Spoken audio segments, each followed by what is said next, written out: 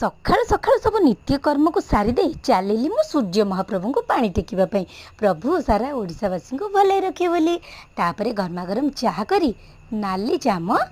रुटी सहित बुड़े खाईदेली मुई समस्ते चारोटी खाँदी मुझे अभ्यास पकाउची तापर गरमा गरम भजा बनईदेली जेहेतु घर लोक खाइबे बोली घर लोक खाई सारा पर पतिदेव खाइले बसन बसीगली मु खाइबाकू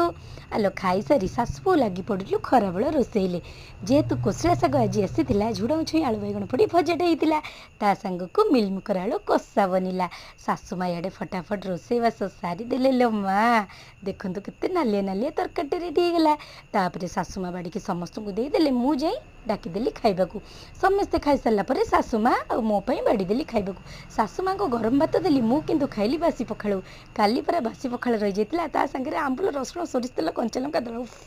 खाइबा तो जमीगला। सब्सक्राइब निश्चित करते वीडियो भल लगे जय मां शारदा।